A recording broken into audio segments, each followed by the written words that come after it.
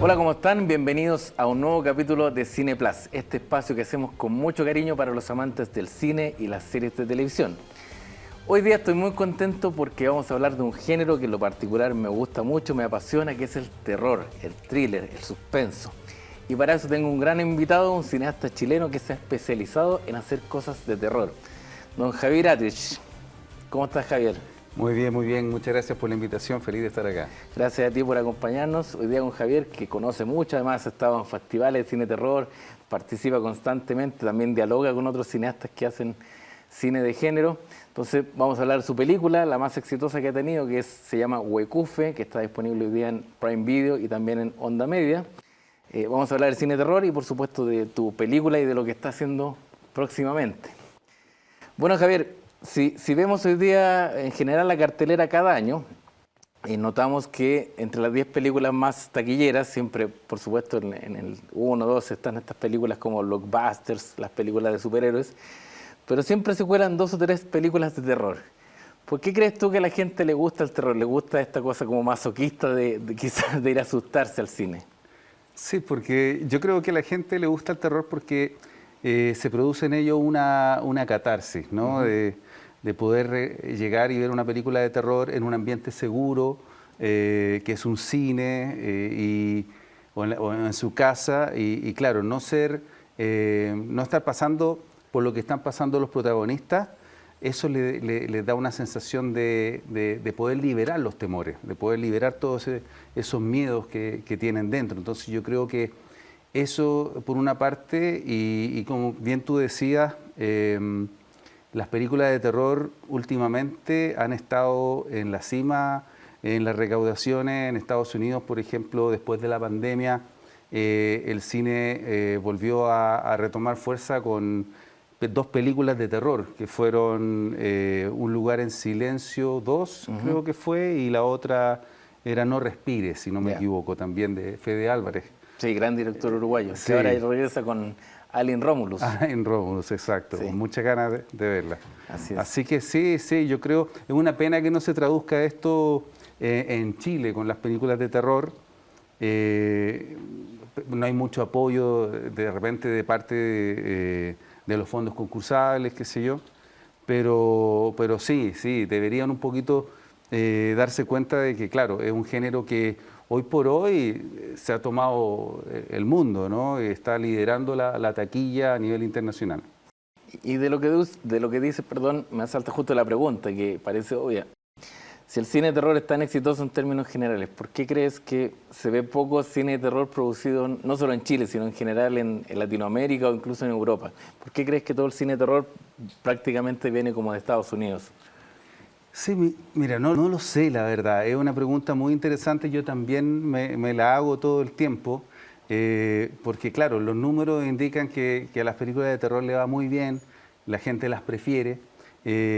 Por ejemplo, yo hago el ejercicio de repente de meterme a las plataformas como Amazon Prime, ¿Sí? por ejemplo, y seleccionar películas chilenas, y casi todas las películas chilenas que hay en plataformas, tanto Netflix como Amazon, etcétera, son películas de género, son comedias, películas de terror, thriller, suspenso, etcétera. Entonces, como que la gran mayoría de los dramas brillan por su ausencia en las plataformas, pero por el contrario, son los dramas y las películas un poco más intimistas las que se ganan los fondos concursables.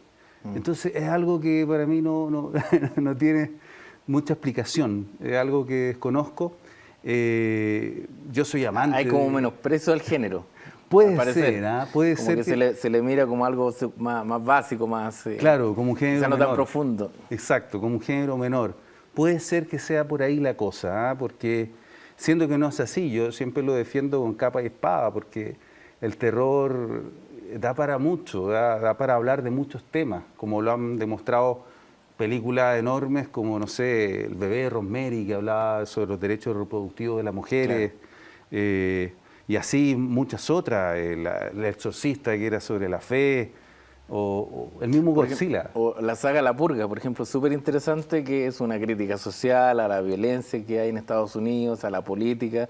Es súper fuerte y a la vez es entretenida como película. Como la narrativa es entretenida, pero es una crítica social súper poderosa. Sí, sí, casi todas las grandes películas de terror se han caracterizado por eso, por tener, claro, ser muy entretenidas, que es como la primera capa que uno ve, la entretención pura, el género.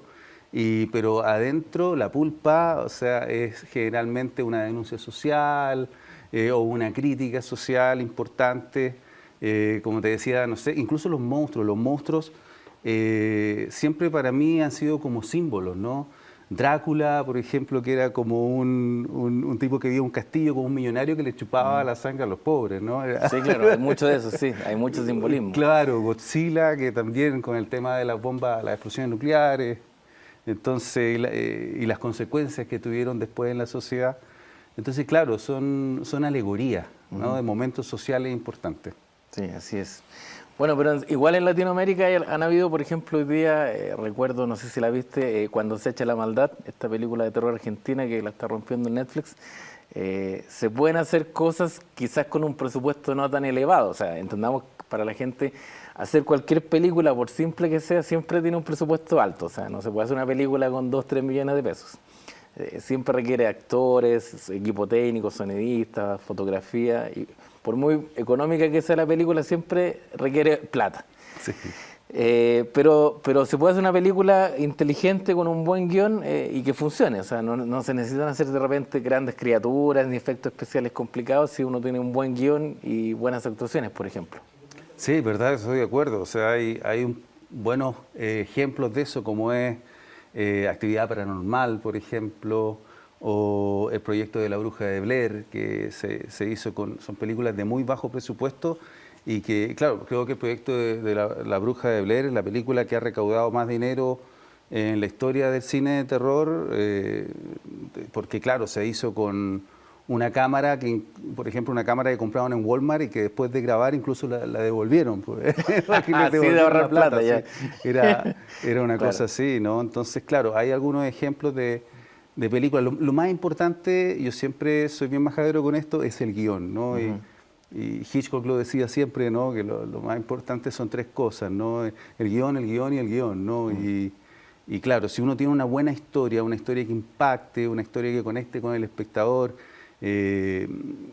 siempre va a ser una historia exitosa, siempre va a ser una película exitosa. O sea, no es tan importante de repente los medios, porque hoy en día con el tema de las plataformas hay mucho que ver, ¿no? Antes las películas tenían más importancia, más trascendencia, ahora son como contenido, ¿no?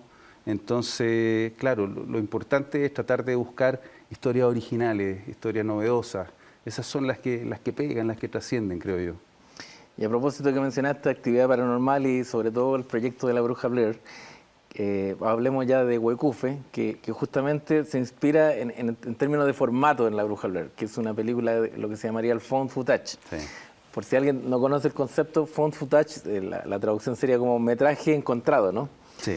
Y son estas películas como Rec, como La Bruja Blair, como Cloverfield, que en el fondo es como que si alguien grabó así una cosa como caseramente y ese material tal como fue grabado se encontró y sin editar, ¿cierto? Ese es un poco el concepto del found footage. Entonces ahí tú, además mezclando el tema de los mitos en el sur de Chile, creaste Huecufe, ¿no? Sí, correcto. A mí me pasa de que de chico que me llamaron mucho la atención los mitos y leyendas, los encontraba algo fascinante. Me acuerdo que en los libros de historia habían capítulos completos que hablaban sobre mitos y leyendas, y a medida que fui creciendo me empecé como a cuestionar el origen de estos mitos, como que nunca se explicaba el origen verdadero de estos mitos. Y me topé con un programa de televisión que decía que el 80% de los crímenes en Chiloé, en la isla de Chiloé, eran de connotación sexual, como femicidio, violaciones, pedofilia. Entonces, y que estos crímenes se les seguían atribuyendo en sectores en pleno siglo XXI a los mitos y leyendas, claro, como el Trauco, por ejemplo, claro. Entonces, esto lo encontré una cosa impresionante, ¿no? Que encontraba que era una parte muy irracional del folclore chileno. Y fue lo que me llevó a investigar. Entonces, claro, me di cuenta que detrás de estos mitos y leyendas se escondía una realidad que incluso superaba la ficción. Entonces, ahí fue cuando decidimos ir a Chiloé, nos acercamos a una comunidad huiliche, nos acercamos a Renato Cárdenas, que en paz descanse, que era una persona que estaba muy cercana con el tema de los mitos y leyendas. Y bueno, empecé a investigar y claro, nos fascinamos con la idea y dijimos, esto tiene que ser contado. Ya, perfecto. Y bueno, una vez que ya decides hacer la película, ¿cómo el tema del financiamiento? ¿Decides viajar? Tú trabajas con Jennifer, con tu pareja, como productora, lo cual también se agradece. Yo creo que para ti debe ser muy bonito poder tener una compañera que te apañe y te acompañe en hacer cine. ¿Cómo ya empieza la producción? Si nos puedes contar cómo eliges a los actores, las locaciones.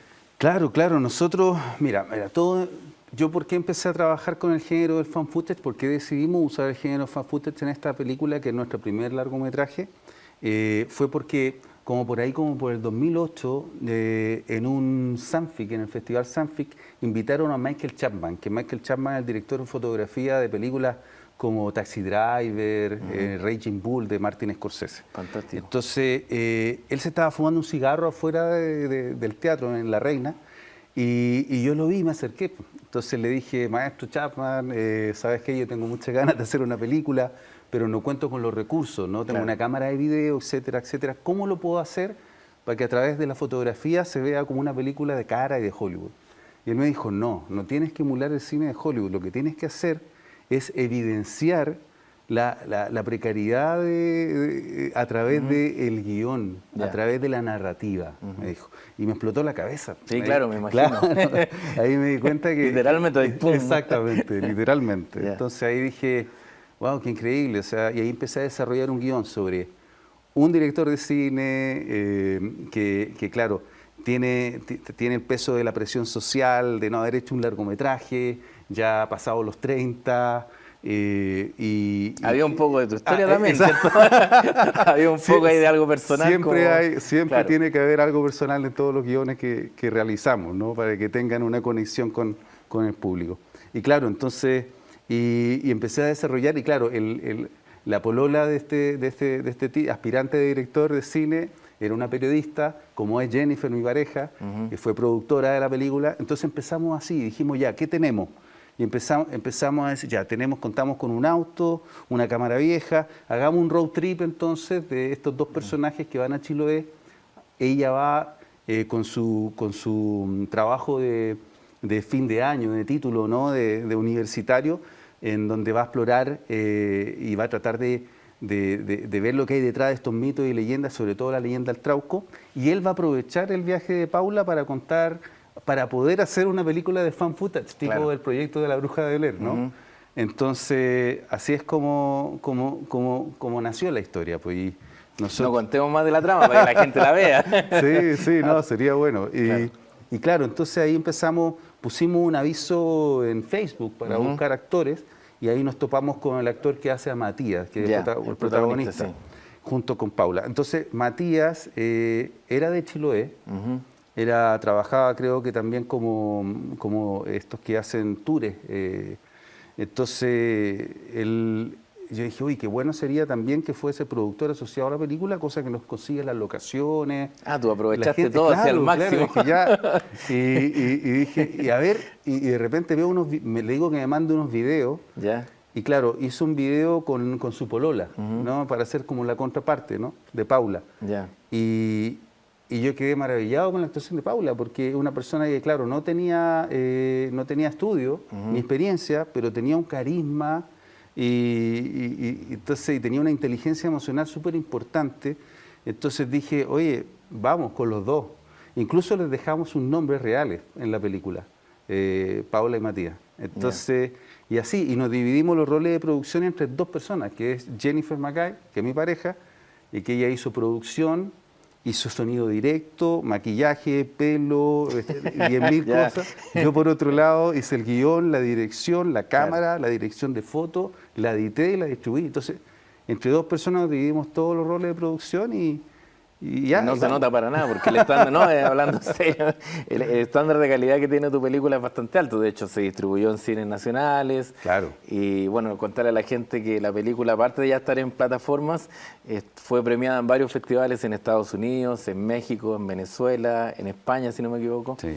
Así que tuvo un recorrido muy importante y mucho reconocimiento, no solo de la gente, sino que también de los que saben de cine de terror, del jurado de cada festival. Así que...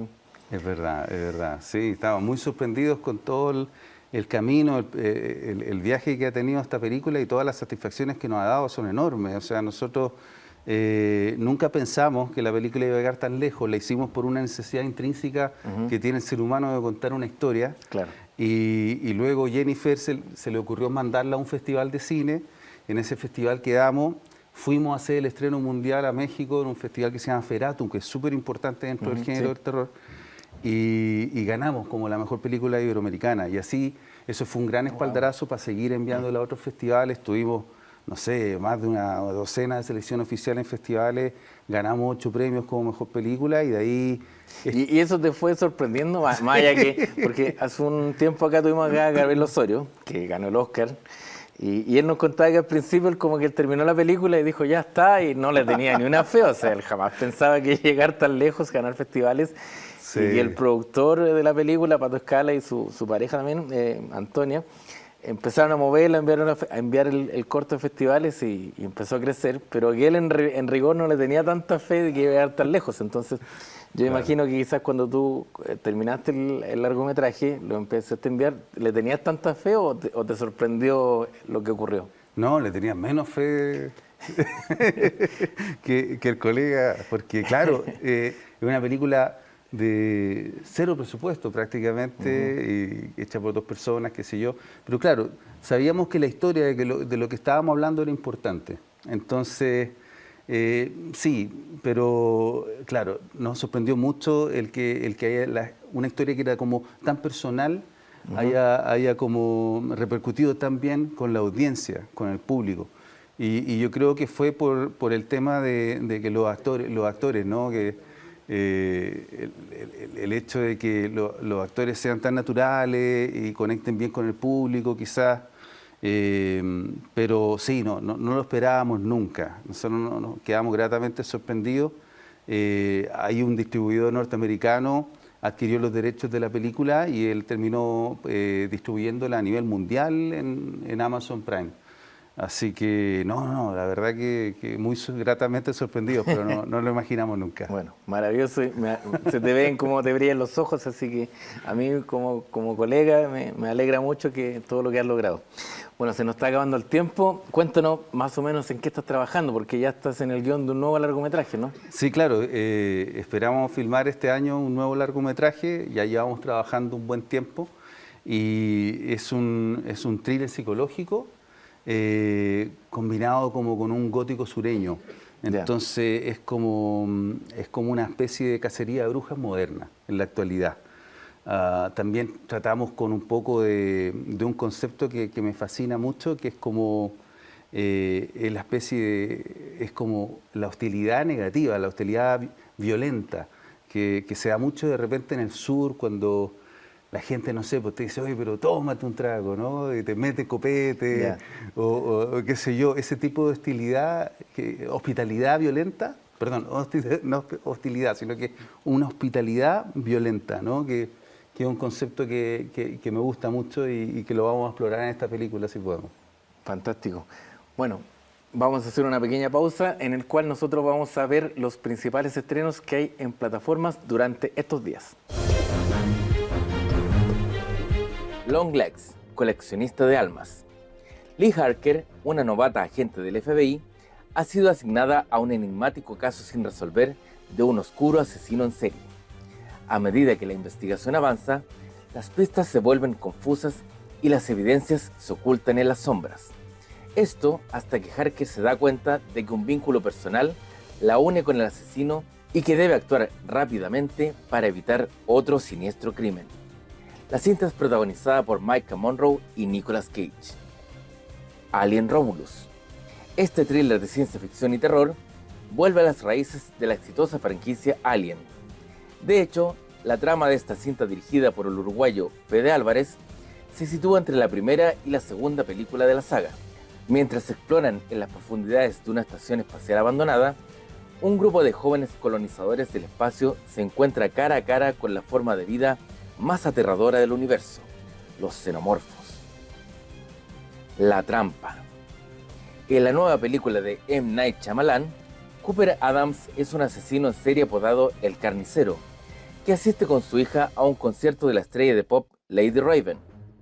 Todo parece ir normal, hasta que el carnicero se da cuenta de que todo el concierto es en realidad una trampa tendida por la policía para atraparlo.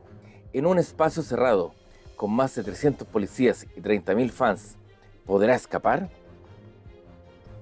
Mientras tanto, el 15 de agosto llega a Prime Video la película Jackpot, Lotería Mortal. En el año 2030, California ha introducido la Gran Lotería, una oportunidad para ganar millones de dólares, pero con un giro mortal. La trampa es que para reclamar legalmente el premio, el ganador debe sobrevivir hasta el anochecer, o cualquier persona que lo mate puede reclamar todo su dinero. Esta premisa desconcertante y aterradora nos lleva a seguir los pasos de Katie Kim, una mujer que se encuentra accidentalmente con el boleto ganador. Una divertida comedia llena de acción protagonizada por Awkwafina y John Cena. Mientras, en Disney Plus, en agosto llegan los capítulos finales de la tercera temporada de El Encargado. Si bien se estrenó en julio, aprovecho de recomendarte esta gran serie argentina protagonizada por Guillermo Francella. Si no la has visto, la serie narra con tonos de ironía y humor la historia de Eliseo, el encargado de un edificio de clase alta, que a escondidas de la empresa que lo emplea, hace uso y abuso de su poder de vigilancia para entrometerse en la vida de los habitantes del edificio, y así, por un lado, muestra una actitud servicial hacia ellos, mientras que por otro los manipula para su beneficio propio. Una verdadera genialidad.